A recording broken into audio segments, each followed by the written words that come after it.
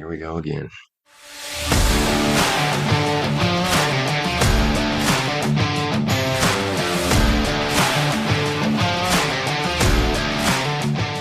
Hey, everybody. Here we are again.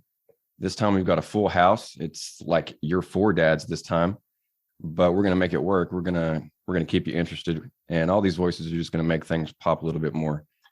This time around, we have a dad from, I believe, Massachusetts. Correct me if I'm wrong about that, but that's what we were talking about before. Don't want to get too specific about where, but, up north. And his name is Tom Mahoney. Is that correct? Is that pronounced correctly? That's correct. Right on. We appreciate you joining us. We are, happy to talk to dads from all over the world. And as close as we are, we have yet to speak to anybody from your neck of the woods. So it's good to finally get somebody on. It'd be kind of cool if we got somebody from every state. But we did speak earlier about you being from a big sports area. And I just wanted to get that elephant out of the room for Dan's sake, I guess, since he didn't hear you talk about it.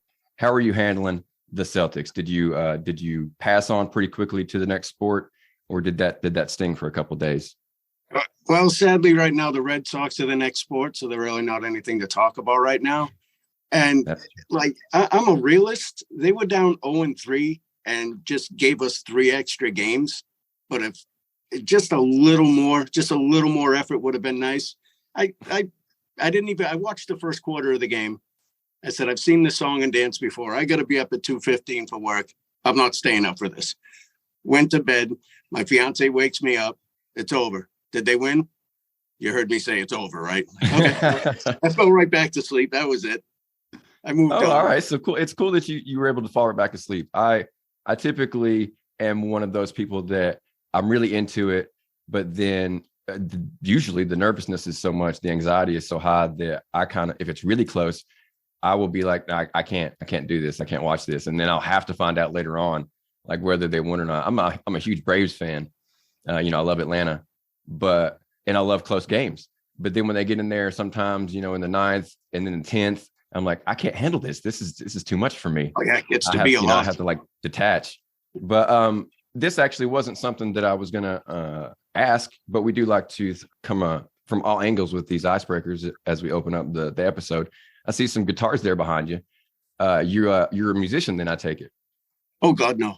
That's why they're hanging there and not on a stand on the floor. I get on these kicks. Like I wanted to learn the guitar, and so I was trying to self-teach me, and then I made the biggest mistake anybody can do, is I went on YouTube. Oh. And on YouTube, there's like a 4, 5, 6-year-old kid just wailing away, and I hung it up. I'm like, I got no business. This kid's amazing. Look at me, I got nothing. Also behind me, I don't know if you can see it, I also have an electronic drum set. Can't play that easy. Cool.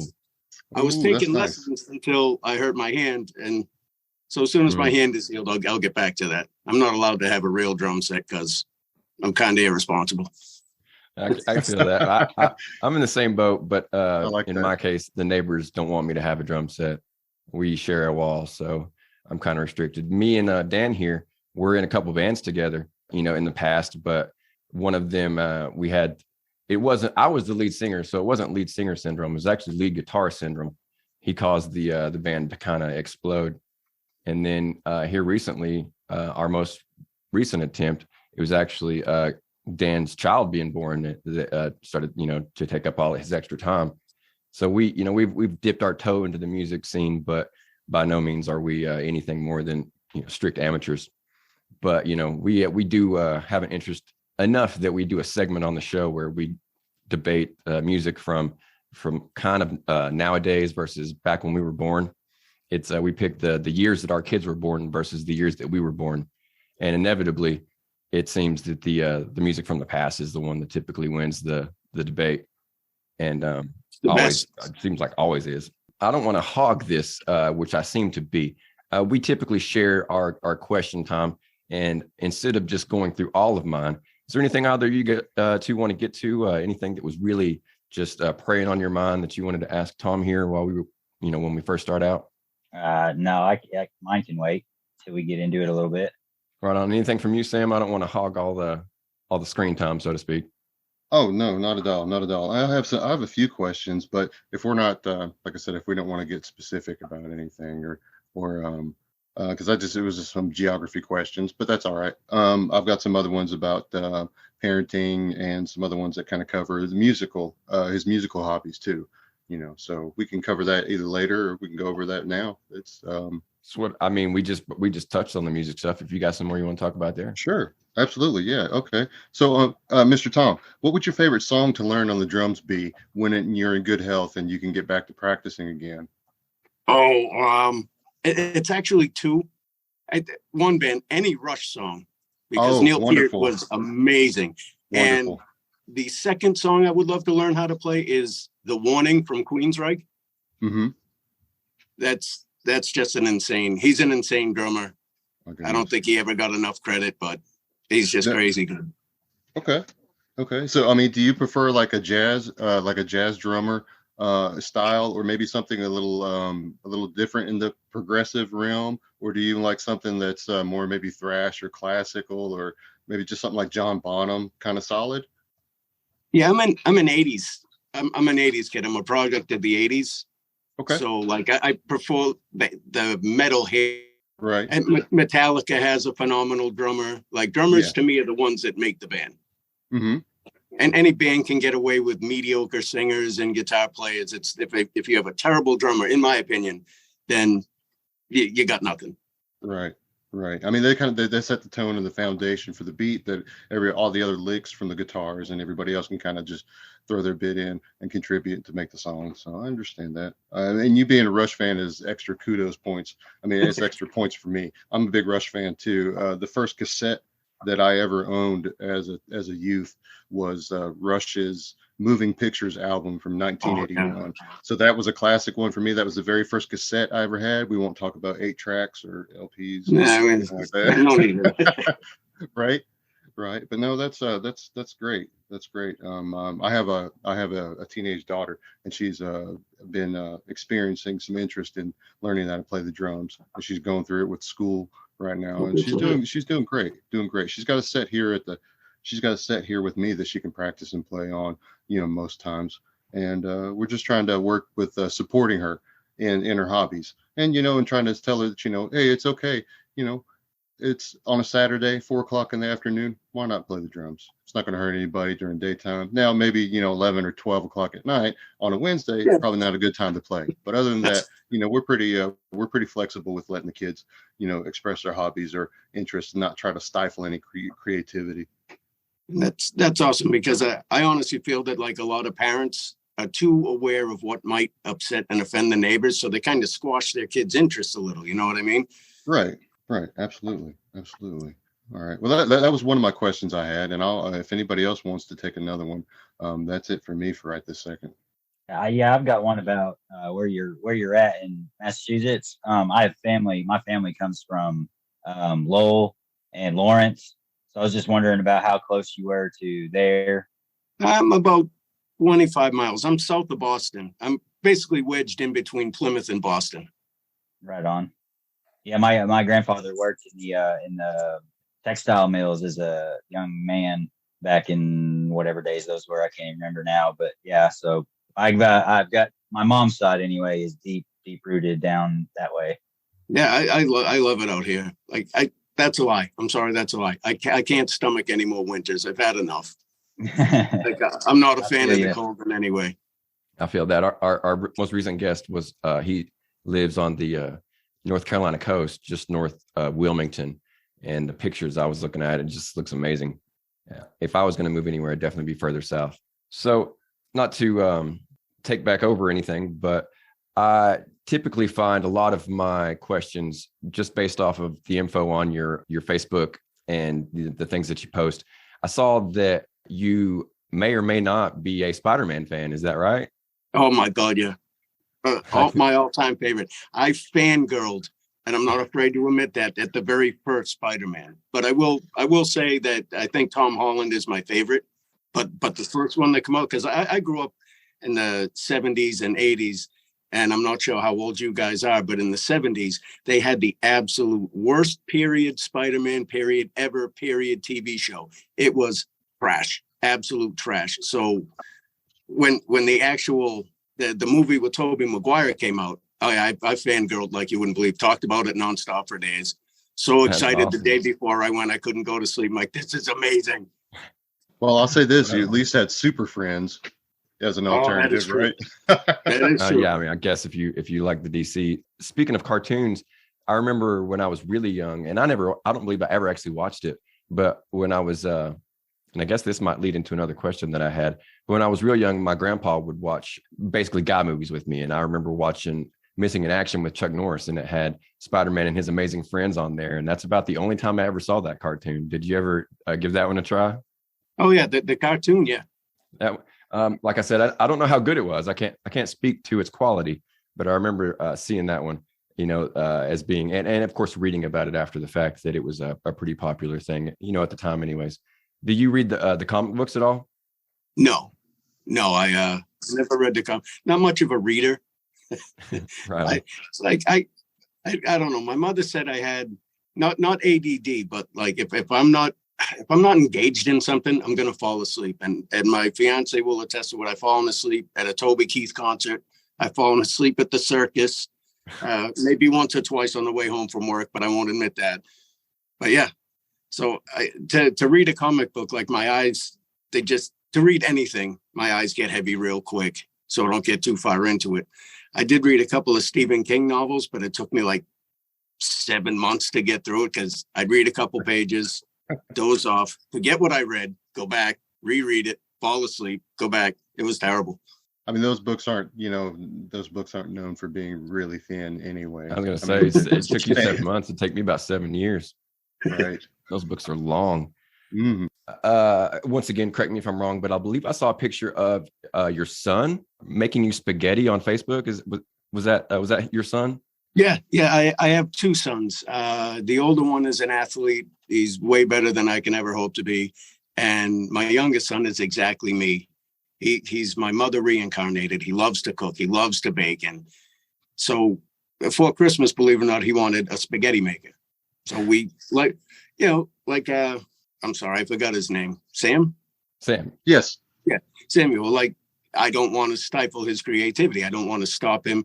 He's got his own fry maker. He's got a griddle. He's got all these cooking things because that's what he likes to do. So yeah, that picture, we were making spaghetti. It was pretty decent. That was going to be my next question, was how good was it? Because it actually looked really good. The way the sauce was mixing with the noodles, I was pretty envious of that. That's always my, I don't cook really at all. And when I do, it is usually simple things like spaghetti, and just getting the sauce to stick to the noodles is beyond me. I can't do it. So, kudos to him for that.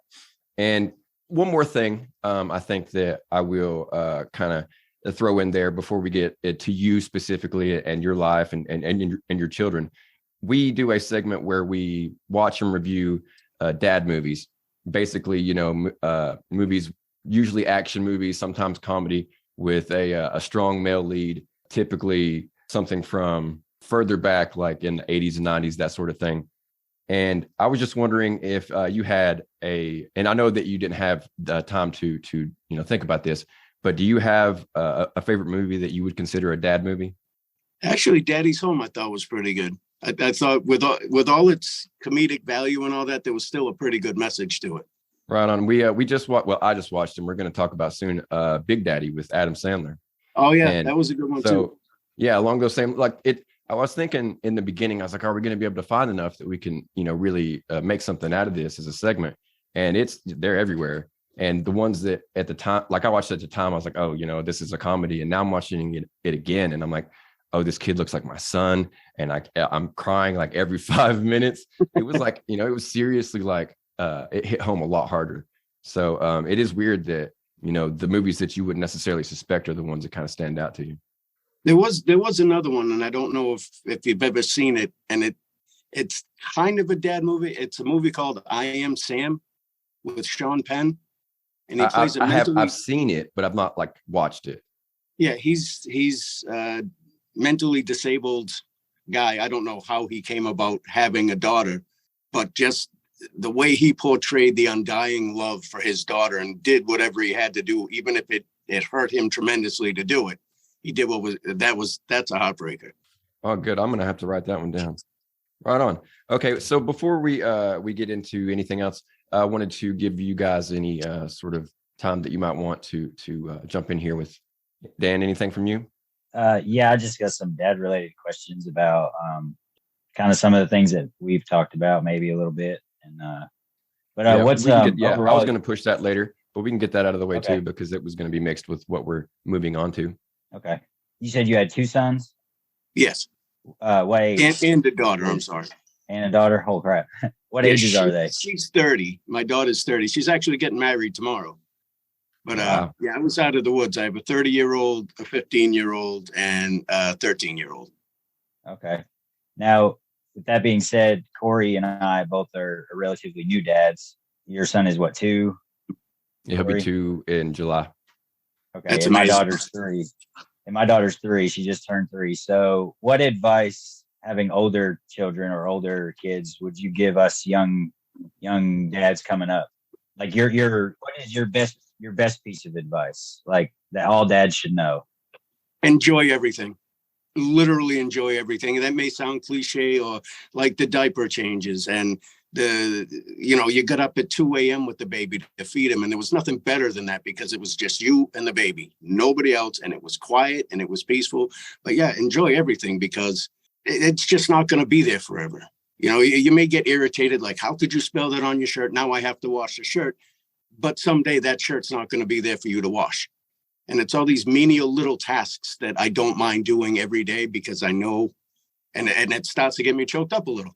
I know that it's not here for long.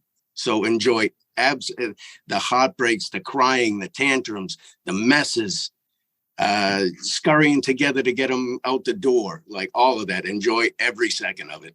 That would be the best advice I could give.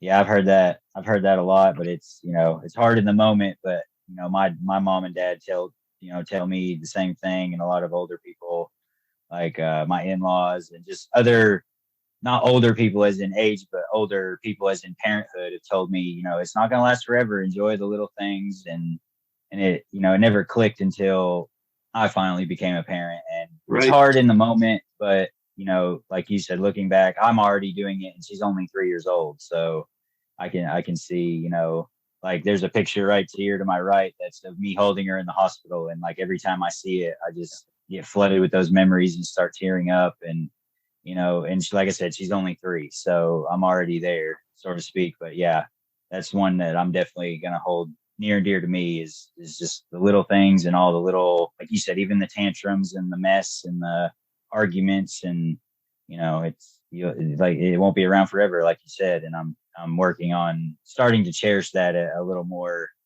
each day, or each week, each month, as she gets older. And one thing I'd like to add to that is mean what you say. Like you could be working on something really important, and your daughter is going to come up and, Daddy, come here, I want to show you something. In a minute. Just make sure it's in that minute, because she is sitting and waiting on you. She believes every word that comes out of your mouth. So I see parents do it all the time. They'll be, because I used to coach youth sports and enjoyed it. And I'd look over and like, I'm enjoying these other people's kids. I'm teaching them how to play baseball. I'm helping with football. I'm helping with soccer. I'm helping with basketball. By the way, I suck at all of those, but I coach because my kids were a part of it. And I'd look off to the side and parents are in their phone. They're not watching their kid learn and grow. So, I mean, things like that, it's the little things, and just mean what you say to them. If you tell them I'll be there in a minute, they're going to be waiting. They'll wait a minute. They'll wait 30 minutes. They'll wait an hour. They believe that you're going to be coming. So that would be the second piece. That's solid. That's solid. I like that. And the questions that Dan, we're asking you was great questions too. That's mean what you say. That's and you can apply that to a lot of things in life, not necessarily just your children too. Just being honest. And, I don't think that's some kind of weird pseudoscience or anything. So, I mean, somebody may actually be able to apply that to their life. Yeah. Like I said, kids have no reason to believe you're lying. And you may not be lying when you tell them, hey, just a couple of minutes, but life gets in the way. And you got to find that balance. Right. I mean, that's the golden ticket right there. Finding that balance where, you can still find the time, or you've made the time to enjoy those little nuances and with the good and the bad, with the, hey, I told you 5 times, please pick up that sock off the floor. Hey, okay, it's time for a bath. Oh, you don't want to. You don't say that to a 15-year-old boy. I don't mean to cut you off, but there's a reason that sock is on the floor, and we're going to leave that 15-year-old boy's sock on the floor. That's another good piece of advice. If it's not yours, don't pick it up. That's it. You get a 15-year-old son, don't touch it. Yep, right. Don't touch it. All right. Hopefully, I've just got 2 girls myself, and I hope I never have to be put in that situation for sure. Oh my God, in all honesty, my daughter was the easiest one. Like she was just a good kid. Not that my sons, but boys are animals. You know that. You were a boy. There's a puddle, I'm going headlong into it. There's a tree, I'm going to tackle it. There's a roof, I'm going to launch myself off it. My daughter was very easy. I mean, hormones are strong during that particular age time, and it varies, as they start getting a little bit older. Their exposure, how they were raised to, plays, I think, a little bit of a factor into, what kind of company they keep later on, or the people they sometimes encounter. Yeah, that's something I'm trying to push to my 15-year-old. He's always been a social kid, but now he's got a little more freedom, and him and his boys can go out and they can hang out. And, you hear stories, they were playing ding dong ditch. I don't like that. Not when I grew up, totally different story. Nowadays, you don't know what's on the other side of that door. I sent him a story, and then he sent it to his friends about there were 6 kids playing ding dong ditch. Mm-hmm. And they rang the doorbell, and the guy opened the door. 1 kid mooned him. They all ran, got in the car, drove off. Well, this guy had a few pops, got in his truck, went after him, drove their car off the road. 3 out of the 6 died, the other 3. And it was a horrific story to send them, but to me, it was a lesson. Like, read that, because you don't know. Right. I mean, you have no idea what you're walking into, and that's something that I tell them, you're going to be judged by the company you keep. So if you're hanging out with punks, and my son isn't a punk, he's an honor student, he's a phenomenal little athlete. But if you're with punks, nobody's going to take you serious. Right. And I don't know if Dan or Corey, notice or have read anything about lately social media's involvement. And I'm not promoting anything. I'm not chastising or putting. You can do it. If that's your source of information that you want to pull from, by all means, go right ahead. But I mean, their exposure, and I mean, they're exposing, these events happening a lot more these days that, I don't know if it's just because the technology now is more widespread, because, 20, 30 years ago, you didn't have people standing on the side of the road with a cell phone looking at you, videotaping everything you do, and it magically appears, forever on the internet. That just didn't happen back then. You might have had a reporter or maybe word of mouth or somebody drive by, and, the police are showing up and there's an official statement or something, other more simple ways. But there's a lot of things out there that kids are finding out the wrong way, that these harmless things that used to be from our childhood or before are now proven to be deadly. And I mean, it's just, you don't know what's safe anymore. Yeah, I agree. I don't know if it's off topic, but like you said, in the school shootings, when I was growing up, you didn't hear about it. It wasn't a thing. I'm sure it happened, but it was kept local, and that's where it happened. And I kind of blame media and social media for bringing that to the light, because now it's giving kids that may not have all their wires crossed. It's giving them an option. They now see, well, I can just go do that. So the social media thing.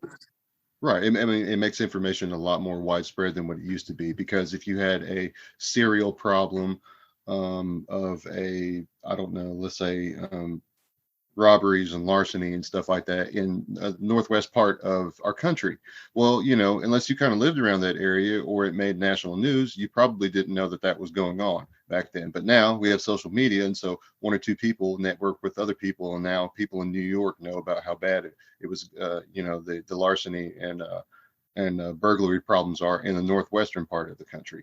And so, I mean, with that connectivity, is a lot stronger than, I guess we even anticipated back then. I don't think we knew that this technology was going to have this effect on our culture as much as it is back in the 90s, 80s, and the 70s. Yeah. I mean, and look, it's making people like the Island Boys famous. Right. And we can't have that. No, I don't want to be in a world that has the Island Boys. Oh my goodness. We actually did an episode not long ago about the homeschooling versus public schooling and what we were going to probably do, when our kids were that age. And we currently sit on the side of homeschooling just because it's not an issue that's getting better. And 5-10 years from now, I don't know how bad it might be. So we want our kids to be in public schools and get the same experiences that we did, but safety is paramount. And it's not the same world. Sway us. It's just not the same world anymore. No, not at all. Like our school, I don't think it is. or well, my school and Sam's, at least for a brief time, it used to have just this open area as you pulled up in the back. And after, so many of these school shootings, they closed that area off. And now it's this ugly, like extra part of the building. And it's just like sad to have that physical, reminder there of things changing and why they changed. It's strange how it looks like schools resemble prisons more. Yeah, so now, for sure. No windows. Yeah. Stuff like no that. No sunlight, no gardens. That's a necessary evil. Yeah. Yeah. And it's not like you can even get around it. Like you have to do that. It's sad. Yeah. Okay. But to kind of bring it back, hopefully a little bit happier, we have a segment where it's called originally enough, Grind My Gears, where we, playfully complain about stuff that our kids are doing that are annoying us. And I was just wondering, what do you have going on in your life? Because you're obviously, your kid's significantly older than ours, and your problems typically going to be, significantly more serious, or at least the consequences could be. So other than possibly bad influences from various friends with that one son, are you going through anything right now that's like really giving you issues or, really giving you a problem? With my boys? Yeah, with your children. No, I got to say, like, I look at the grand scheme of things, and the biggest problem I have, I guess, is I say just they can't be in the same room for more than 3 minutes without a slap or a shove or something, and one instigates the other, and then it's he did this, I did this. It's no, I just walked into the room, I didn't say anything. It's the way you looked at me, and oh my God, he looked at you. Like, get a hold of yourself. Yeah, that would be probably just. And it's starting to come around now, but like for 2 years, I wanted to lay down in traffic. Like there was literally nothing I could do. But I'm the youngest of 8 kids. Oh wow! So I know. Wow. I can't even imagine what that did to my parents, because that's big families. That's just it. But the two of them, it's like one of you knows that you're lying, and neither one would give up. Like, who started that? He did. It's like somebody's lying. He is. And it was infuriating because poker face, they would just, that was my biggest concern, was the fighting between the two of them. Just terrible. And peeing on the seat. It's me, my 2 sons, and my fiance. And she's the only one that would actually really be affected by it, but nobody will admit to doing it. I know it's not me, because like I said, I'm the youngest of 8, and there were 5 sisters. I left that toilet seat down once. And I never made that mistake again. Never. Like, I saw God that day. My sister lost her mind. I can still hear the shrill, the screaming. And as soon as she started, I knew what I did. And there was no place to hide. But yeah, they do that also. But neither one will admit to doing it. So I go in periodically and check, grab a Clorox wipe it off, clean it, because I'm not dealing with mom sitting in it. I'm just not. There's a lot of things I can deal with mom that she has every right to lose her mind over. So yeah, those are the 2 biggest. Sounds like you got a little 2 competing alpha males there. I just have one last thing. This is more of a personal curiosity to me, and maybe it's not necessarily even that remarkable. But do you have a big, something that stands out to you as being different about yourself, something that's maybe easier now, harder now, but something that's different between the way you were, when you had your daughter versus the way you are now? Do you consider yourself maybe more patient now, or is now is it much more clear now to appreciate every little thing? Would you say that's the biggest change? Yeah.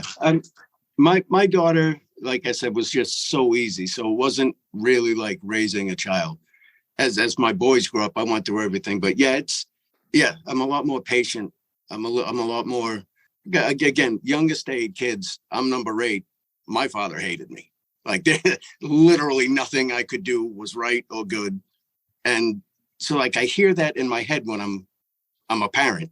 So when I see my boys doing something, it's like, how would my father react? How did that make you feel? And my mind works like that. So it was like, you know what? The grand scheme of things that's fine. So yeah, I'm way more patient now, way more relaxed. I actually only have 2 tones. It's always this one. Even if I'm scolding them, they knew they really screwed the pooch when my voice gets a lot louder. That's when it's like, oh crap, like too far. Because I'll let them get away with a lot. And probably because of my relationship with my father, let them get away with way more than they should. But in the end, they're just kids being kids, doing kid stuff. You touching on that father stuff, you've opened up a whole nother can of content I wish we could get to, because I have a really complicated relationship with my dad too. Not like you do yours. We have separate issues, but it's something that, fatherly issues interest me. But Sam, before we really get into what Tom has going on as far as projects, is there anything else that you wanted to get to? I had a few dad questions, as far as like from your perspective as a I guess almost a multi-generational family, right? So we got like a 15-year-old, and yeah, you got a pretty good age span there. But what dad advice do you wish you would have learned earlier in life? Ooh, I actually don't know. I think part of the fun of being a parent or a dad is figuring it out along the way. You can take advice, you can give advice, and there are times when you give advice and it's crap because you didn't follow it yourself. You know what I mean? So some of us are notorious for that. I am in a lot of ways self-taught in a lot of things. Like I said, my relationship with my father wasn't that great. So actually, yeah, I really can't think of any advice that I was given. I just kind of love my kids and do the best I can by them. Right. Okay. All right. Thank you. Oh, this is actually maybe my favorite part of the show, just because I learned the most. And that is, where we talk about what you have going on, what you're doing right now in life. And like I said, some people have a book that they want to talk about. Some people have a podcast. It varies. But what do you have that you are most wanting our, meager listenership to hear about and to know about you? Actually, to be honest, I had a podcast a while ago with a friend of mine. And that stems from a relationship we've had for a while. I don't know. You can cut this out if you want. But way back in 2000, going back to the internet, there was a thing called Lycos, Terra Lycos, and they offered you to have your own radio show on the computer. So I did that, had some listeners, but then another show on there wanted me to join them because I was kind of blowing them out. And I formed a friendship with one of the guys. We went on and did internet radio years later, as satellite radios was coming. So, and now I've been thinking the podcast we just did, him and I had like kind of parted ways, just different interests. He's still probably the best human being I've ever met. I never met, actually. He's halfway across the country. Everything we've done together, we've written screenplays together, did a podcast together, did the internet radio together. But I wanted to get back into doing a podcast. I'm just trying to find a format, you know what I mean? And right. Yeah, that's kind of what I'm looking to do right now. Right on.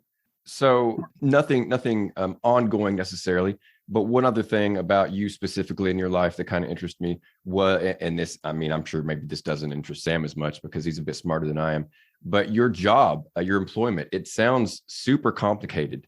What do you do for a living?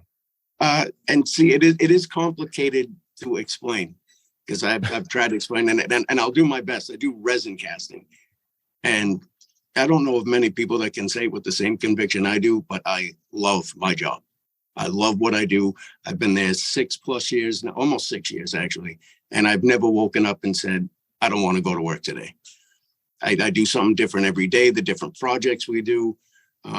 It's resin casting. You make rubber molds. Well, we have a guy that makes rubber molds for us. And we put together like the insides, whatever cores need to go in to shape the part, pour the resin in, take it apart the next day, remove everything, and then send it on to the customer. In a perverted way. It's I put it one way and a girl took it the wrong way. Right. Okay. I put my core into wet stuff and I pull it out when it's hard. And hey, I mean, that's about as simple as you can get. Yeah. Yeah. Liquid resins. There's all kinds of resins. And we make all kinds of stuff. One of the parts we made was a fin to an underwater. I don't want to say a submarine. It was a tool that. What are the people that work in the water? I don't want to call them. These people, they work in the water. They do underwater exploring. And right on. So something like deep sea related. Yes. Okay. And it ended up helping them find. I think it was the San Jose ship that was sunk, and there was like $2 billion worth of gold on it. Wow. Oh. Yeah, and so it just from a small part you get a percentage of that, then, right? Oh God, no. Oh God, no.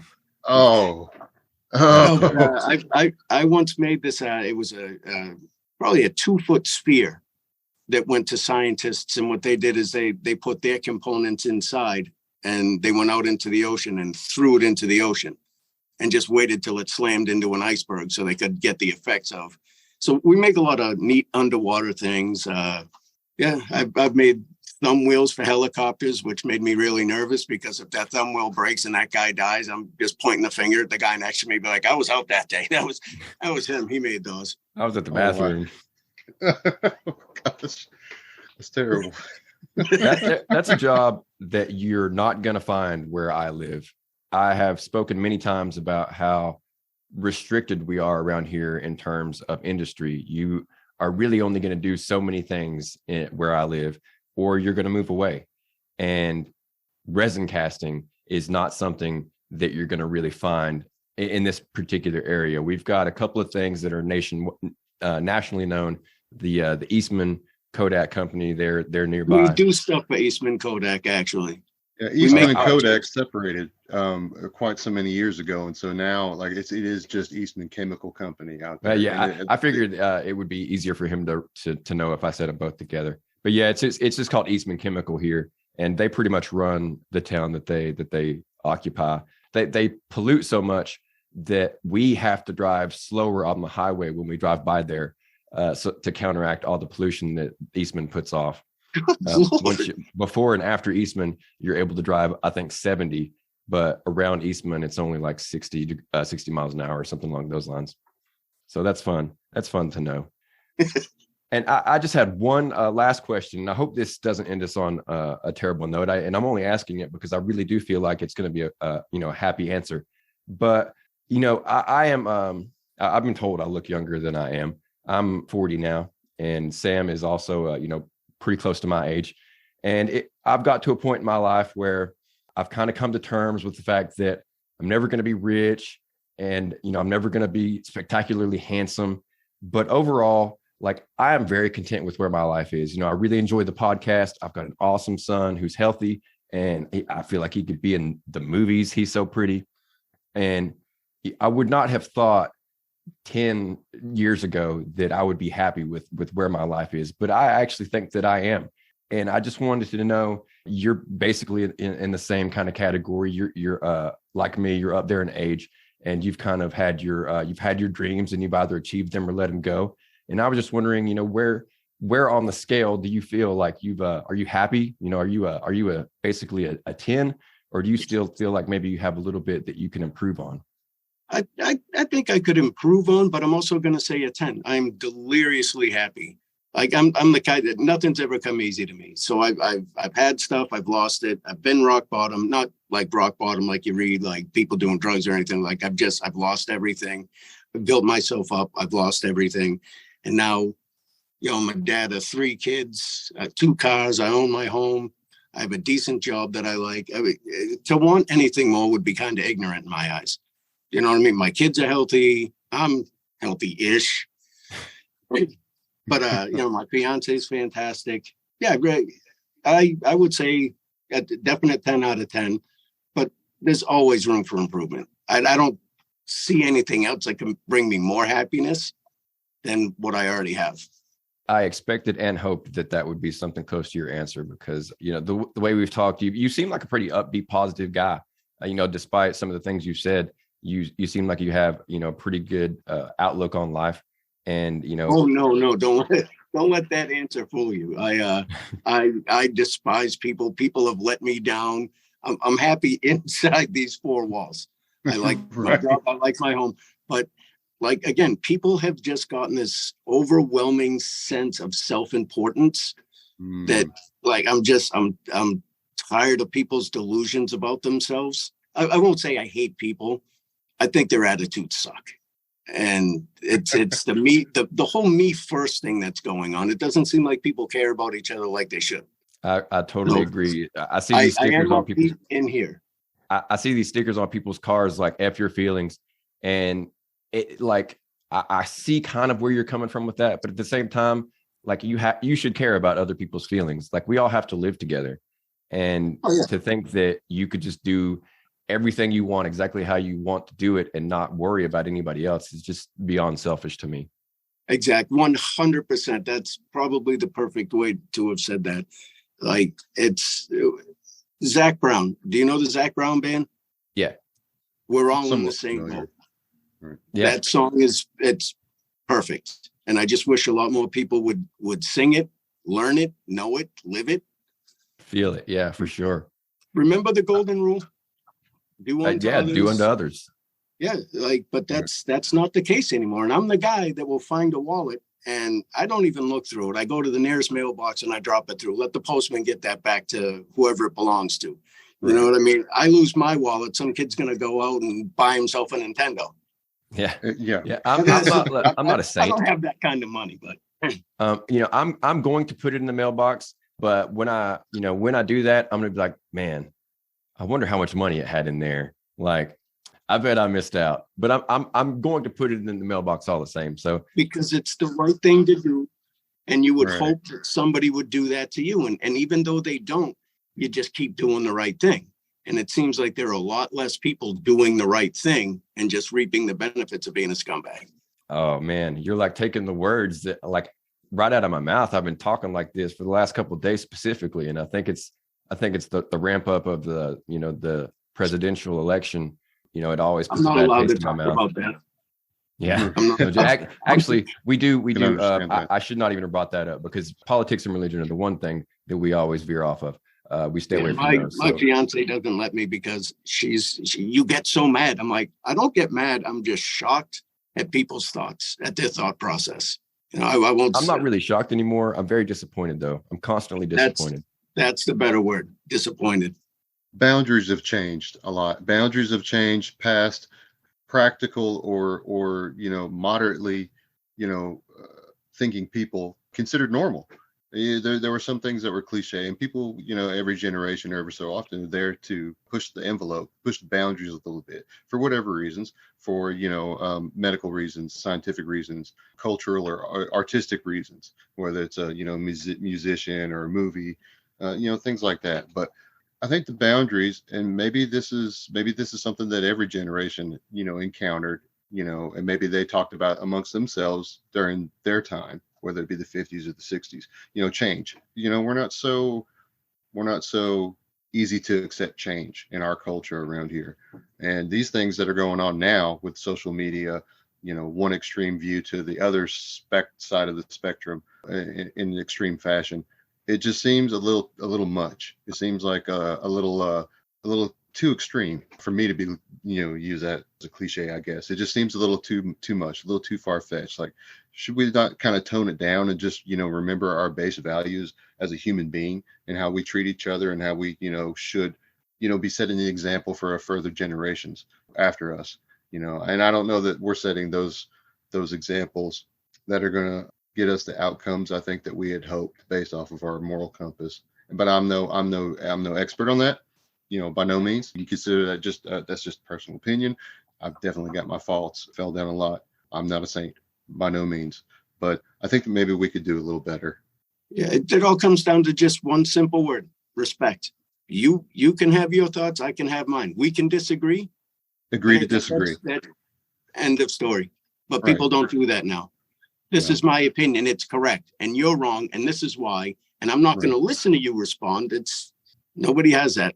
No, it's not a give and take anymore. It's all take.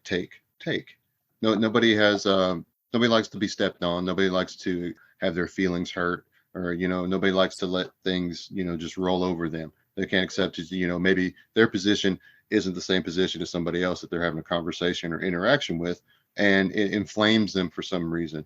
I don't know. I'm having a hard time wrapping my head around it. I'm just still trying to make adjustments the best I can, and just try to be a better father, or just learn to kind of adapt to this changing world. And like I said, that sounds something out of a cheesy news article, or maybe, I don't know, Family Circle. Sorry, please don't sue me. I think it just seems like too many people these days are, they'll have their opinion. And if your opinion is different, then immediately one of you is wrong. And that's not necessarily the case. Yeah. We could have differing opinions without one of us being wrong. And we don't need to argue about that or try to convince the other person that they are wrong. Just accept it and, move on. Yeah, I've lost a few friends over that last election because it just got ugly. That's all, because neither side had respect for the other. Yeah, this last one was real bad. It was it cost me probably one friend. I can't guarantee that's what it was, but we definitely don't talk no more. So it's sad, and it's not, it's definitely only something. And this should not be this way. We should be able to talk about this regardless. But I am only open about certain things politically around people that I know aren't going to judge me, and there are fewer and fewer of those every day. We usually do try to. We were up and then we're down, and then we're happy that now we're sad. So we do try to leave these things on a positive note. And every episode we end it with a dad joke.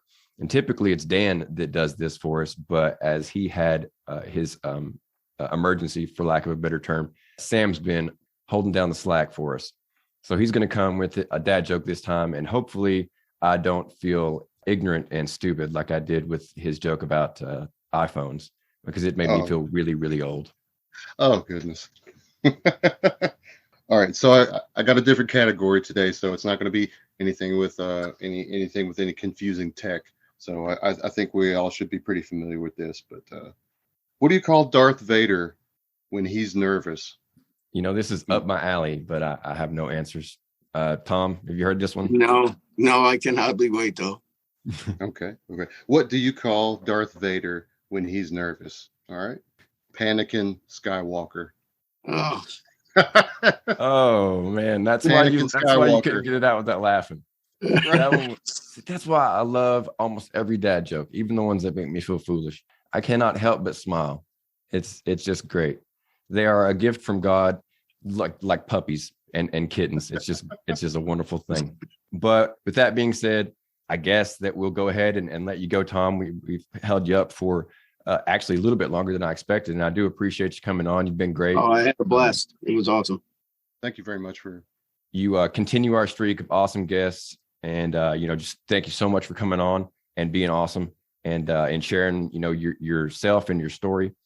And I hope that if you haven't watched it yet, hopefully you enjoy that new Spider-Man Across the Spider-Verse movie. And I can't get into the cartoon. It's too busy. It's too busy. I'm the same way. Too much going on. I wasn't going to say anything about how I'm not going to watch it, but I was like, well, maybe you will, and if you do, hopefully you like it. But yeah, that's not. I do like the live action, but the cartoons, I'm really particular about my cartoons. But anyway, all criticisms aside, thank you once again, and thanks Sam for joining us and helping us out. He's always a huge help, carrying at least half the load, sometimes more. And you have a wonderful night, Tom, and a wonderful weekend. And maybe we can have you on again sometime. I would love that. Anytime, reach out. Awesome. It was great meeting both of you. Right on. Thanks a lot. And we will check you later. You take it easy. You too. Night. Bye.